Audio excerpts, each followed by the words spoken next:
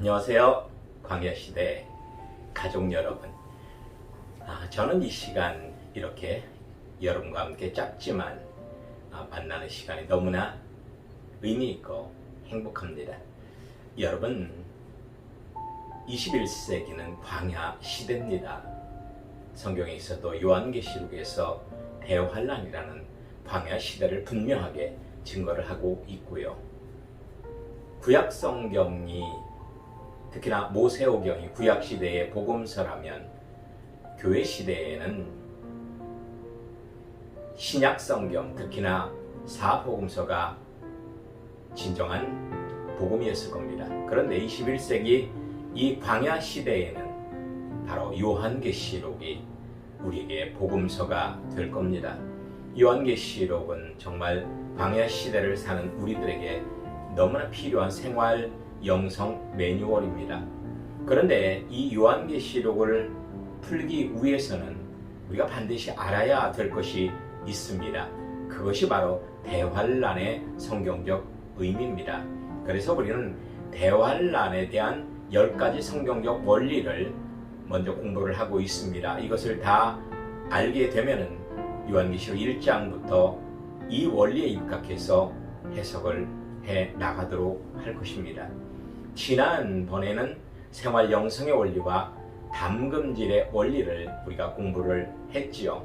오늘은 밝은 빛의 원리, 그리고 자아파서의 원리, 분리의 원리, 사계절의 원리를 한번 알아보도록 하겠습니다. 자, 먼저 밝은 빛의 원리입니다. 대환란은 위선적인 자아가 밝은 빛 가운데서 드러나게 되어 있습니다. 여러분, 에베소 5장에도 보면 어둠 속에서 하나님의 빛이 드러난다라고 가르치고 있습니다. 빛이라는 건 바로 하나님의 뜻입니다. 즉, 밝은 빛 속에서, 즉 평안한 삶 속에서 하나님의 빛이 드러나는 것이 아니라 어둠, 즉 힘들고 고달픈 환경 속에서 하나님의 빛이 드러나는 겁니다. 밤에 어두워질수록 하늘의 별이 밝게 보이듯이 말입니다. 우리 내면 깊이 숨겨진 위선적인 자아는 오직 거친 고난을 통해서만 드러나게 되어 있습니다. 우리 안에 숨겨진 자아가 드러난 만큼 우리는 거룩해질 수 있다는 것입니다. 여러분, 상담이라든지 심리학을 통해서 우리 내면 깊은 곳에 숨어있는 자아를 결코 드러낼 수는 없습니다. 우리 내면은 우주보다 더 넓고 깊습니다. 그래서 세상적인 학문으로, 세상적인 종교와 철학으로는 도저히 우리 안에 숨겨진 자아를 우리는 발견할 수 없는 것입니다. 오직 하나님의 빛만이 우리의 자아를 발견케 할 수 있습니다. 그 하나님의 빛이 비추어져야 합니다. 진정한 회개는 고난 중에 비추어지는 밝은 빛, 즉 미드바를 통하여서만 가능한 것입니다. 우리는 회개해야 되고, 그리고 그 회개가 이루어지기 위해서 가장 중요한 것은 빛이 있어야 한다는 것입니다. 그리고 그 빛은 고난 속에서 우리에게 주어진다는 것은 대단히 중요한 성경적 진실입니다. 고난을 통해서 자아의 실체가 드러나면 속죄 은총이 필요함을 깨닫게 됩니다. 그래서 영적 번제요 산제사인 생활 영성의 삶에 우리는 전력하게 되는 것이죠. 하나님께서 원하시는 것입니다. 나를 산제물로 드리는 산제사. 그래서 예수 그리스도의 속죄 은총이 나에게 실제적으로 적용되는 그러한 생활 영성의 삶을 살기를 원한다는 겁니다. 그래서 여러분, 7 나팔과 7 대접 재앙을 통하여 비추어지는 밝은 빛이 우리 영혼에 얼마나 소중합니까? 하나님께서는 대환란의 여러 가지 많은 시련과 궁핍과 가난과 고통을 통하여서 우리가 익어지기를 원하십니다. 우리 영혼이 영적 광합성 작용을 통해서 익어지기를 원하십니다.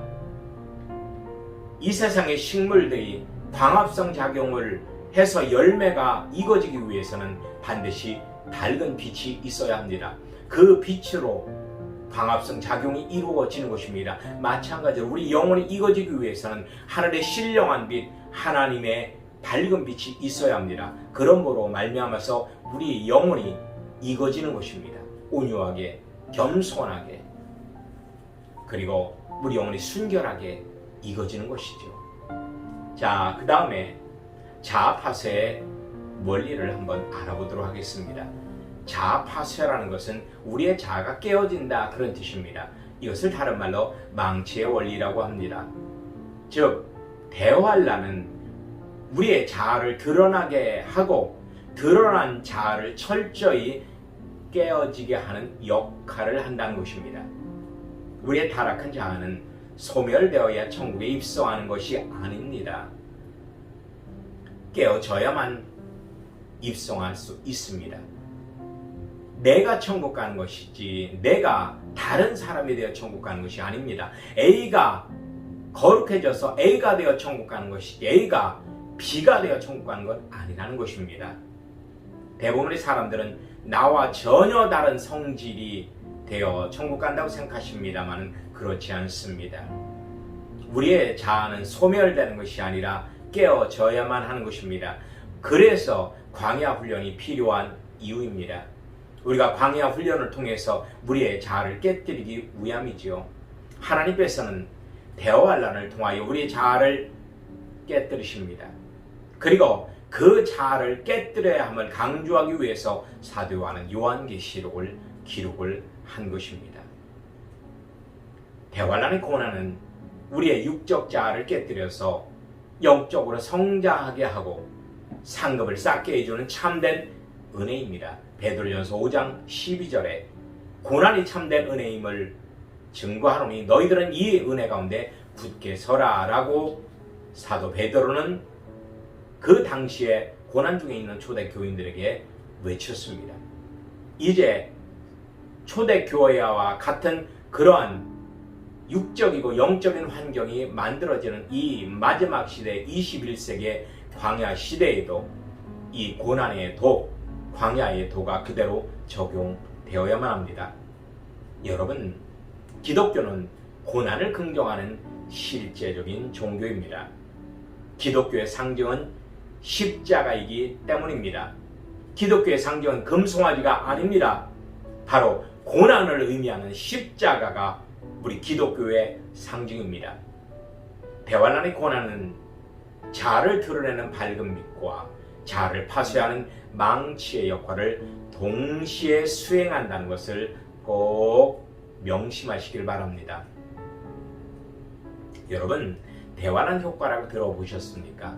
즉 십자가의 효과, 고난의 효과라고 표현할 수 있습니다. 대환란의 효과란 무엇이냐?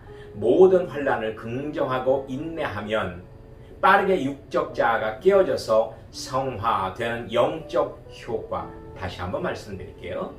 모든 환란을 긍정하고 인내하면 빠르게 육적 자아가 깨어져서 성화되는, 거룩하게 되는 영적 효과, 이것을 대환란 효과라고 합니다. 여러분, 성화되어야만 생명과를 먹고 영생하는 것입니다. 자, 그리고 9번째로 분리의 법칙을 간단하게 알아보겠습니다. 여러분들은 빨리 요한계시록 1장부터 공부를 하고 싶으시죠? 네, 여러분의 조급한 마음을 저도 알겠습니다. 그래서 이 원리를 간단하게 여러분들에게 증거를 합니다. 자, 9번째로 분리의 원리입니다. 대환란은 쭉정이와 알곡과 가라지를 확실하게 분리해 줍니다. 강한 햇볕 같은 환란으로 교인들은 쭉정이와 가라지 그리고 알곡으로 확연하게 분리가 됩니다. 마태복음 13장 39절에서 세상 끝을 추수 때라고 가르치고 있습니다. 그리고 이 추수 때의 농부는 바로 하나님이 되십니다. 하나님은 쭉정이와 가라지는 불, 즉 지옥에 태워버리고 알곡만 곧간, 즉 천국에 저장하는 것입니다. 첫째부터 여섯째 나팔의 바람, 즉 고난은 쭉정이를 가려낼 것입니다. 그리고 요한계시록 13장에 나오는 7번째 나팔의 햇볕은 적그리스도의 유혹은 가라지를 가려낼 것입니다. 대환란은 좋은 밭의 성도들을 알곡으로 만들어서 천국에 들어가게 해주고 나쁜 밭의 쭉정이와 가라지들은 과감하게 분리시켜 지옥에 던져버리는 분리의 원리를 실행시킨다는 것을 꼭 아셨으면 합니다. 우리가 가을철 추수의 원리를 한번 잘 생각해 보십시오. 그러면 여러분이 쉽게 이해가 되실 겁니다. 자, 마지막으로 사계절의 원리입니다. 대환란은 영원히 익어 알곡되는 영적 가을과도 같습니다. 오순절 성령 강림으로 이른비가 내린 초대교회는 복음의 씨앗이 뿌려지는 봄과도 같습니다. 기독교가 로마의 국교가 되어 풍요로웠던 중세교회는 잎이 청청하고 가지가 무성해지는 여름과도 같습니다. 그리고 종교개혁을 통해서 탄생한 개혁교회는 이삭이 형성되는 늦여름과도 같습니다. 그리고 대환란의 광야 교회가 있죠. 이것은 바로 알곡으로 익어지는 가을과도 같다는 겁니다. 그러니까 이 광야 시대는 가을, 영적인 가을이라고 보시면 되는 겁니다. 비가 없이 건조하고 밤낮의 기온차가 크고 그리고 밝은 빛이 내려 쪼이는 그런 가을이라고 보시면 되는 겁니다. 그리고 알곡만이 들어가는 천년 메시아 왕국은 쉼을 갖는 겨울과도 같은 것입니다. 여러분, 이렇게 10가지의 대환란을 향한 성경적 원리를 통해서 우리는 대환란이 정말로 의미가 있고 대환란은 축복이라는 것, 그리고 대환란을 통해서 하나님의 구속사적 섭리가 놀랍게 역사한다는 것을 알게 되었습니다. 그러면 이 대환란을 긍정하는 가운데 우리는 요한계시록 1장부터 들어가도록 하겠습니다. 다음 이 시간에 여러분 또 뵙겠습니다. 여러분 그동안 평안하십시오. 샬롬.